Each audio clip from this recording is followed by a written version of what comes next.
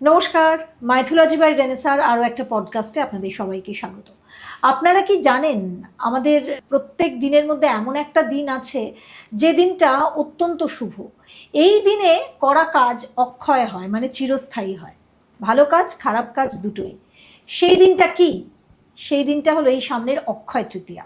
কিন্তু এই দিনে আমাদের বিশেষ কিছু কর্তব্য আছে, আমাদের বিশেষ কিছু কাজ আছে, রিচুয়ালস আছে, মানে কিছু আচার রীতি নীতি আছে যেগুলো আমরা অনেকেই জানি না।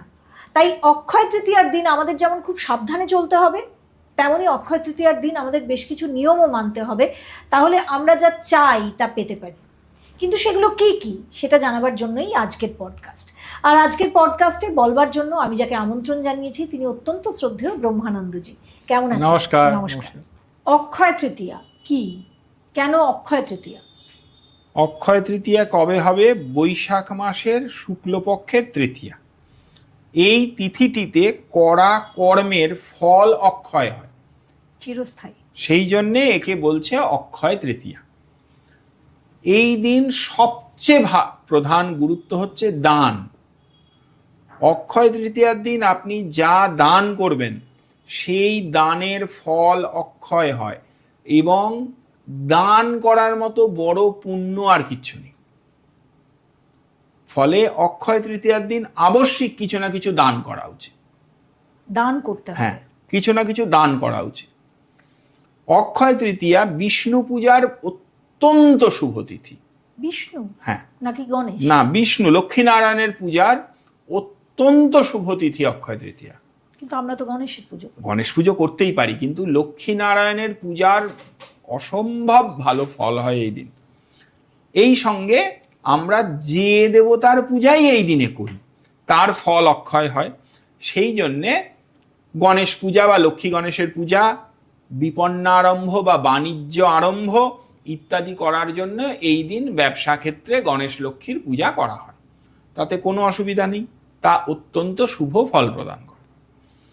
এর সঙ্গে অ্যাডিশনালি বলি, ধরুন কোনো কারণে পৈতে একটি ব্রাহ্মণ বালকের পৈতে আটকে আছে, নানা কারণে পৈতে দেওয়া হয়ে ওঠেনি। এমন হয়তো আমি বিদেশে থাকি, আমি উপনয়নের যে দিনগুলো পঞ্জিকায় রয়েছে সেই দিনগুলোতে আসতে পারছি না। এই দিনে অনুষ্ঠানটি করে নিলে তাতে কোনো দোষ হয় না।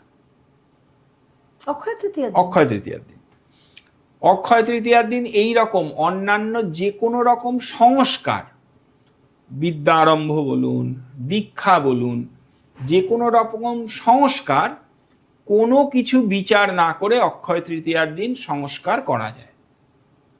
আমি ঠিক বুঝলাম না। হিন্দু ধর্মে বলা হয়েছে 16টি সংস্কার একটা মানুষের জীবনকে সম্পূর্ণ করে। তার মধ্যে শেষ সংস্কার হচ্ছে অন্ত্যেষ্টি, সেটা আমি বাদ দিয়ে দিচ্ছি। বাকি যে কোনো সংস্কার, গর্ভাধান, পুংসবন, সীমন্তোন্নয়ন, জাতকর্ম, চূড়াকরণ, অন্নপ্রাশন, কর্ণবেদ, উপনয়ন, যে কোনো সংস্কার অক্ষয় তৃতীয়ার দিন করা যাবে, যদি ওটা দিন না পাই, আলাদা স্পেশালাইজড ডে যদি না পাই, ডেট যদি না পাই, বা আমি সেটা অ্যাভেল করতে না পারি, তাহলে অক্ষয় তৃতীয়ার দিন করলে কোনো দোষ হয় না। তার মানে কি আমি এটা বলতে পারি যে উল্টো করে, যে এটা এমন একটা দিন যেদিনে যে কোনো কর্মের ফল শুভ, বা আমার সেই ফলটা পাওয়া যায়? হ্যাঁ, যে কোনো কর্মের ফল শুভ, তার রেজাল্ট হয়, গুড রেজাল্ট আমরা পেতে পারি। এই দিনে করা কাজ কখনো নষ্ট হয় না। অক্ষয় এটা কি হবে মিথ না সত্যি? না, ওই জন্যই তো নামই অক্ষয় তৃতীয়া। পুরাণে এর কোনো উল্লেখ আছে? বিভিন্ন শাস্ত্রে অক্ষয় তৃতীয়ার মাহাত্ম্য বর্ণনা করা হয়েছে, এবং বিভিন্ন শাস্ত্রে অক্ষয় তৃতীয়া এই বিষ্ণু পূজার কিন্তু মাহাত্ম্য বর্ণনা করা হয়েছে। এই দিনে কি বিষ্ণু পূজা করতেই হয়? এই দিনে বিষ্ণু পূজার ফল অনন্ত ফল হয়। তার মানে তার কৃপা লাভ হয়। মানে আমি লক্ষ্মীনারায়ণের কৃপা। হ্যাঁ। দেখুন, বিষ্ণু তো স্থিতিকারক দেবতা, এবং লক্ষ্মী হচ্ছেন ধনদাত্রী। তো ধন স্থিতিকারক, বেঁচে থাকতেই পয়সা লাগে। তো লক্ষ্মীনারায়ণের কৃপা তো যে কোনো গৃহস্থের আবশ্যিক প্রয়োজন। ত্যাগই রুদ্রের কৃপা চাইতে পারে, কিন্তু সাধারণ মানুষের প্রধান কৃপা তো লক্ষ্মীনারায়ণের কৃপা। তাই তো তাদের কৃপা এই দিনে বর্ষিত হয়, সেই জন্য সেটা অ্যাভেল করা উচিত, কারণ ওটাই তো চেয়ে বেড়াচ্ছি সারাদিন। অক্ষয় তৃতীয়ার দিন অনেকে সোনা কেনে, এটা কি সত্যি? মানে এটা কি বাধ্যতামূলক? না, এরকম কোনো বাধ্যতামূলক কিছু নেই, বরং যেটা ওই যে প্রথমেই বললাম, অক্ষয় তৃতীয়ার দিন দান করুন। কোনো বিশেষ দিন থাকে, যেমন শুক্রবারে একটা আমরা বলি সাদা জিনিস দান করতে হয়, শনিবার আমরা বলি কালো কিছু দান করতে হয়, অক্ষয় তৃতীয়ার দিন এরকম কিছু? এটা এখন বললে লোকে কি বলে, কিন্তু অক্ষয় তৃতীয়ার দিন ব্রাহ্মণকে স্বর্ণদান করলে পুণ্য হয়। এবার কে এখন স্বর্ণদান করবে, সেই জন্যই আমি বললাম যেমন পারুন দান করুন। কোন কাজগুলো অক্ষয় তৃতীয়ার দিন একেবারেই করা উচিত নয়? আমি যথারীতি আবার বলবো, অক্ষয় তৃতীয়ার দিন ছুটি পেয়েছি বলে সেদিন প্রচুর পরিমাণে মদ মাংসের ব্যবহার একেবারেই কাম্য নয়। অক্ষয় তৃতীয়ার দিন এমন কোনো কাজ করব না, বা কারোর ক্ষতি বা ইত্যাদি করব না যে তার ফলটাও অক্ষয় হয়। মানে অক্ষয় তৃতীয়ার দিন পুণ্যকর্ম করলে ফল অক্ষয় হবে, তার মানে তো এই নয় যে অক্ষয় তৃতীয়ার দিন পাপ কর্ম করলে তার ফল হবে না। ফলে অক্ষয় তৃতীয়ার দিন আমি যদি কারো সর্বনাশ করি, তাহলে সেই সর্বনাশের ফলটাও অক্ষয় হবে, এটা মাথায় রাখা দরকার। তাহলে সেটার এফেক্টটাও আমার উপরে সারা জীবন পড়বে। সে কি? এর পরের আমার প্রশ্ন, যে এই দিন তার মানে আমি গণেশের পুজোও করতে পারবো, আমি লক্ষ্মীরও পুজো করতে পারবো, আমার ইষ্ট দেবতা তাদেরও পুজো করতে পারবো। আবার বিষ্ণুক্রান্তায় অক্ষয় তৃতীয়ার দিন একটা অদ্ভুত জিনিস আছে, এদিকে লক্ষ্মী গণেশের পূজা করছি তো, কিন্তু বিষ্ণুক্রান্তায় অক্ষয় তৃতীয়ার দিন ধূমাবতীর জয়ন্তী এই দিন। এবার অক্ষয় তৃতীয়া রাত্রিতে ধূমাবতী জয়ন্তী, তো তিনি তো আবার কিরম সবাই জানেন, তো তারও পূজা হয়। অক্ষয় তৃতীয়ার দিনটা আমাদের কিভাবে শুরু করা উচিত? আমি বলবো সকালে প্রথমেই ঘুম থেকে উঠে প্রাতকৃত্য অর্থাৎ বিছানায় বসেই নিজের গুরু এবং ইষ্ট দেবতাকে স্মরণ, ভূমিকে প্রণাম করে মাটিতে নামা, তারপরে পরিষ্কার হয়ে সূর্য প্রণাম, তারপরে পিতামাতাকে প্রণাম, সেটা করে তারপরে স্নান ইত্যাদি করে, খাবার আগে স্নান ইত্যাদি করে যথাসাধ্য পূজা এবং যথাসাধ্য দান সেইটুকু করে তারপরে নিত্য জীবনে প্রবেশ করুন।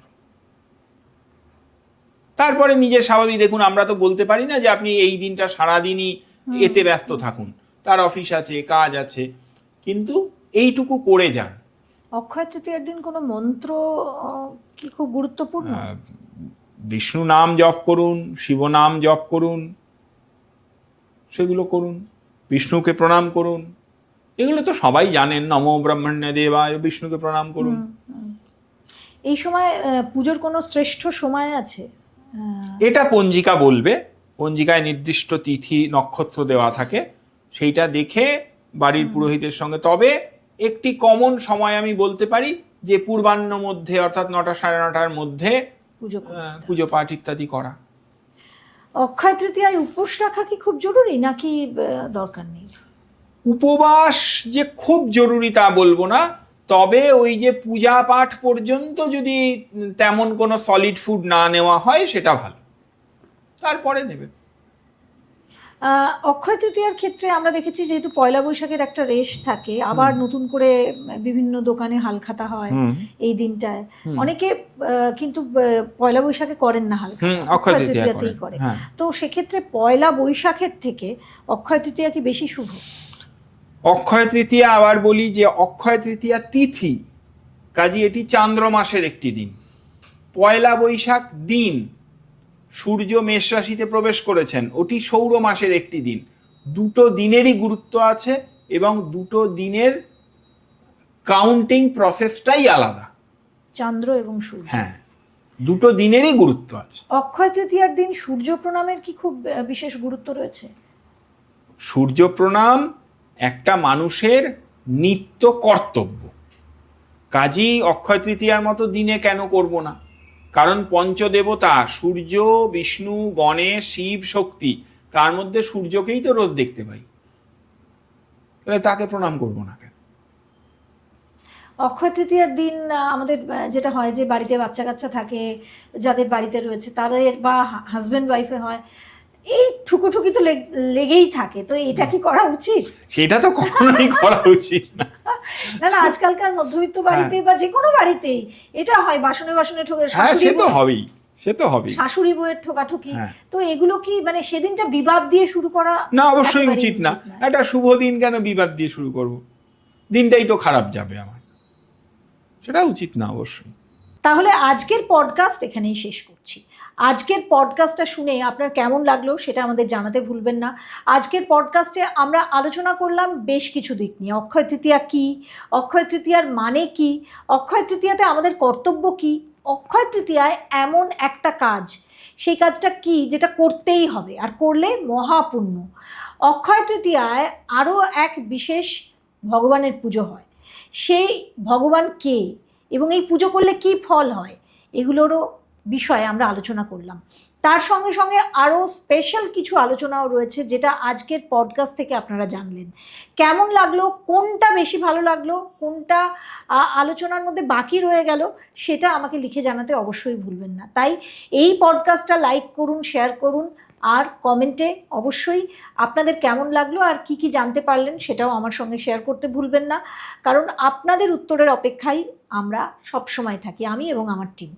আজকের পডকাস্ট এ পর্যন্তই। আর চ্যানেলটা সাবস্ক্রাইব করে নিন। মেম্বারশিপ অফার এসে গেছে। মেম্বারশিপ নিলে আপনারা এক্সক্লুসিভলি বেশ কিছু গুরুত্বপূর্ণ পডকাস্ট এবং ভিডিও আপনারা দেখতে পাবেন। আজকের মতো এ পর্যন্তই। সবাই ভালো থাকবেন। আরও একটা নতুন পডকাস্ট নিয়ে হাজির হয়ে যাচ্ছি খুব শীঘ্রই। নমস্কার। নমস্কার। নমস্কার।